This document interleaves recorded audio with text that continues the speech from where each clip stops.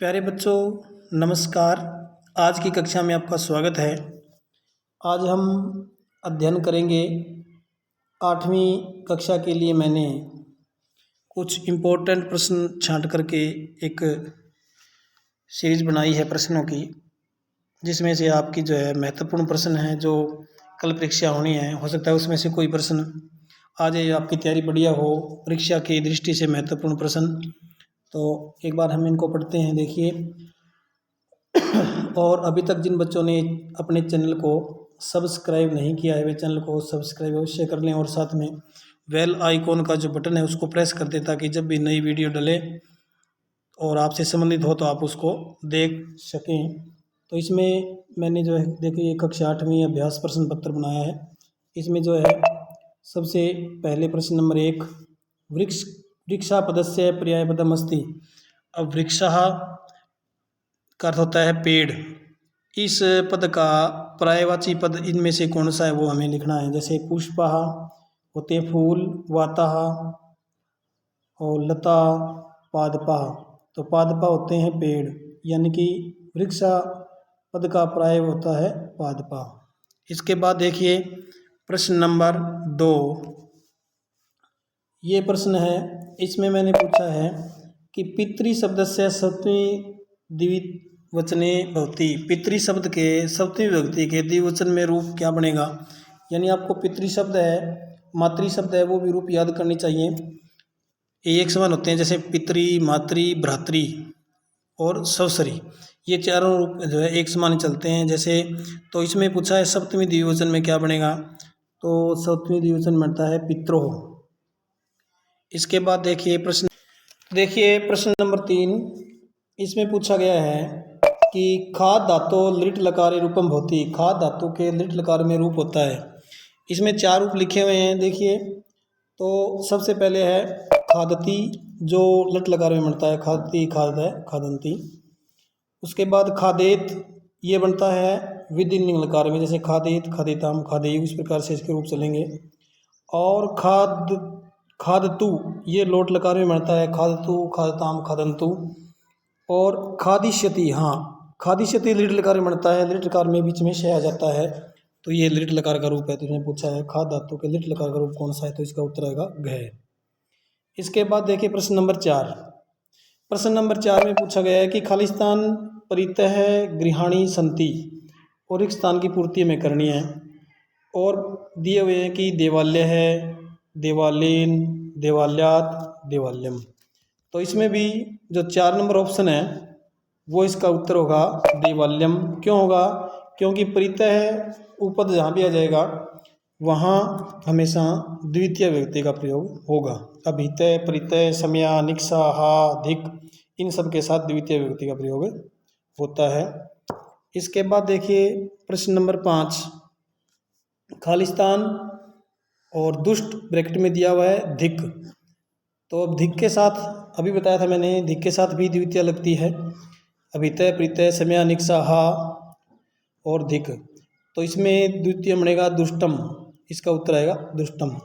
इस प्रकार से ये महत्वपूर्ण है, ये जो उपपद दिए होते हैं अभितः, परितः, समया, निक्सा, हा, प्रति इनमें से कुछ जो है आपकी परीक्षा में पूछा जा सकता है। इसके बाद देखिए प्रश्न नंबर 6। प्रश्न नंबर 6 में पूछा है कि करणीय पदस्य प्रकृति प्रत्यय पृथक कुरुतः। ये करणीय पद का जो प्रकृति और प्रत्यय उसको अलग करना है। जैसे यानी कि पूछा गया कि इसमें धातु कौन सी और प्रत्यय कौन सा है। तो करी प्लस कत्वा है, या करी प्लस लेप है, या करी प्लस तुमुन है, या करी प्लस अनियर है। तो देखो कत्वा का त्वा शेष रहता है, जैसे पठित्वा में कत्वा प्रत्यय हो गया। लेप है, ये धातु से पहले उपसर्ग हो तब लगता है, जैसे आदाय में लेप प्रत्यय है। और तुमुन प्रत्यय का तुम शेष रहता है, इसका जैसे कर तुम बनता है, करी के साथ तुम लगाएंगे तो। और अनियर का अनिय शेष रहेगा, यानी करणीय बनेगा। जो करणीय है इसमें अनियर प्रत्यय, इसका मतलब इसका जो उत्तर है वो घ उत्तर आएगा इस प्रश्न का, करणीय में अनियर प्रत्यय है। इसके बाद देखिए प्रश्न नंबर 7। प्रश्न नंबर 7 में पूछा गया कि तीज पर्व कदा आयोजित। तीज पर्व जो है कब मनाया जाता है। कार्तिक मासे, माघ मासे, श्रावण मासे, भाद्रपद मासे। तो ये हमारे जो पाठ लगता है तीज पर्व उसमें आया है कि श्रावण मास में तीज पर्व मनाया जाता है, तो इसका उत्तर आएगा श्रावण मासे। आगे देखिए प्रश्न नंबर 8, अहसत पदे लकार अस्ति। अहसत पद में लकार कौन सा है ये बताना है हमें। अब अहसत पद में लकार जो ए आगे लग जाता है तब ये लंग लकार होता है, तो यहाँ लंग लकार है। इसके बाद देखिए प्रश्न नंबर 9, तुमुन प्रत्यांतम पदम चिन्हित है। तुमुन प्रत्यांत जो है पद हमें चुनना है। तो तुमुन प्रत्यांत का मतलब तुमुन प्रत्यय किस पद के अंत में है। तो जैसे तुमुन का तुम शेष रहता है तो पठितुम में तुमुन है, आगत्य में लेप है, पठित्वा में कत्वा है और गत्य में कतय प्रत्यय है। इस प्रकार से इन प्रत्ययों को हमें छांटना है। तो यहाँ पर उत्तर होगा पठितुम का उत्तर है इसका। इसके बाद प्रश्न नंबर 10, इसमें क्या पूछा गया है कि मृगात का जायते, मृग से क्या पैदा होती है। फला, चरा, पुष्पाणी, कस्तूरी। तो ये श्लोक में भी आया हुआ है कि मृगात कस्तूरी जायते, मृग से कस्तूरी पैदा होती है। इसके बाद प्रश्न नंबर आगे 11 है, महिला पदस्य पर्यायपदम अस्ति। महिला जो पद है इसका पर्यायवाची पद कौन सा है नीचे दिए उनमें से। तो इसमें देखिए स्त्रीय है, हर्य है, कव्य है और नर है। तो इसका उत्तर आएगा स्त्रीय है। महिला पद का पर्यायवाची क्या है, स्त्रीय है।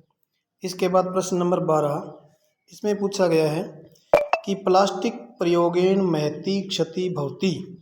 प्लास्टिक के प्रयोग से बड़ी हानि होती है। अत्र क्षति पद से विशेषणम अस्ति। अब क्षति पद का विशेषण इसमें क्या दिया हुआ है वो हमें छांटना नीचे वालों में से। क्या दिया हुआ है, महती दिया हुआ है, या अत्र है, या भवती है, या प्रयोगेण है। तो यहाँ पर जो क्षति है इस पद का विशेषण पद है महती। महती उत्तर आएगा इसमें। इसके बाद प्रश्न नंबर 13 देखिए। प्रश्न नंबर 13 में पूछा गया है कि प्राचीन इतिहास से सप्तभगिन्य खालिस्तान आसन। अब ये रिक्त स्थान की पूर्ति करनी है कि प्राचीन इतिहास में सब 7 जो बहनें हैं वो कभी स्वाधीन नहीं रही या पराधीन।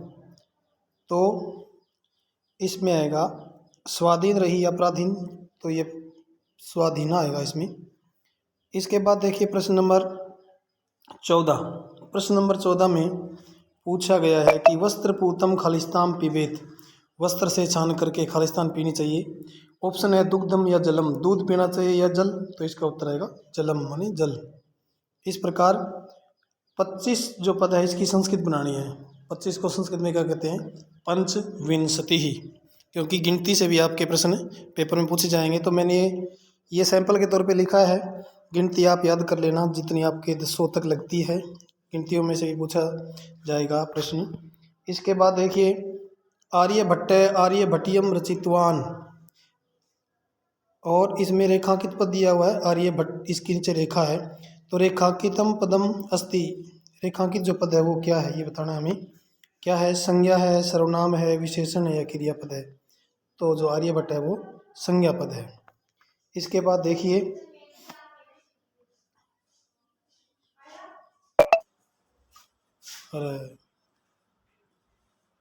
प्रश्न नंबर 17 कि श्रीमद् भगवत गीतायाम श्लोका खालिस्तान सन्ति, कि श्रीमद् भगवत गीता में खालिस्तान श्लोक है।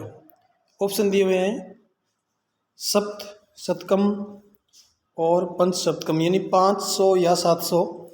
तो इसका उत्तर आएगा 700, कि श्रीमद् भगवत गीता में 700 श्लोक हैं, 18 अध्याय हैं, श्री वेद व्यास जी के द्वारा रचित है और महाभारत के भीष्म पर्व से ये संकलित है। क्योंकि हमारे जो है सिलेबस में इससे संबंधित एक पाठ लगता है,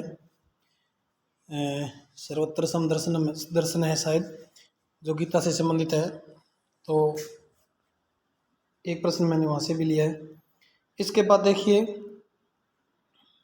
प्रश्न नंबर 18 पिशुनस्य यस्य नश्यति, इसका प्रश्न निर्माण करना है। तो पिशुनस्य रेखांकित पद है इसमें, तो पिशुनस्य षष्ठी विभक्ति है, तो इसमें आएगा कस्य यस्य नश्यति और पीछे प्रश्नवाचक चिन्ह। इस प्रकार से प्रश्न निर्माण में से भी आपके पेपर में प्रश्न निर्माण से संबंधित प्रश्न पूछे जा सकते हैं। अत्रैव पदस्य संधि विच्छेदम, अत्रैव का संधि विच्छेद क्या होगा। तो इसका होगा अत्र प्लस एव, अत्र प्लस एव, ये बनेगा अत्रैव। इसके बाद प्रश्न नंबर 20, इसमें पूछा गया है कि शतकम पदस्य को अर्थ है। शतकम पद का अर्थ क्या है? तो शतकम होता है 100 या सैकड़ों, सैकड़ा भी कह सकते हैं इसको, और शतकम मतलब सैकड़ों। इसके बाद प्रश्न नंबर 21 में पूछा गया है चत्वारि कस्य वर्धन्ते, 4 चीज़ें किसकी बढ़ती है? एक श्लोक आया था कि आयु विद्या यशो बलम, आयु और विद्या यश और बल बढ़ता है किसका? अभिवादनशील से नित्यम वृद्धोपसेवी में, जो नित्य बड़े बूढ़ों को प्रणाम करते हैं और बूढ़ों की सेवा करते हैं, बड़ों को प्रणाम करते हैं, उनकी 4 चीज़ें बढ़ती है क्या? आयु विद्या यश और बल। तो इसमें पूछा गया चत्वारि कस्य किसकी बढ़ती है? तो इसका उत्तर आएगा अभिवादनशीलस्य नित्यम वृद्धोपसेविन तस्य चत्वारि वर्धन्ते, उसकी 4 चीज़ें बढ़ती हैं। इसके बाद प्रश्न नंबर 22 में गजधरा केन रूपेण न समादृता भवन्ति, गजधर किस रूप में जो है आदर नहीं होते? तो इसमें आएगा शिल्पी रूपेण, शिल्पी के रूप में।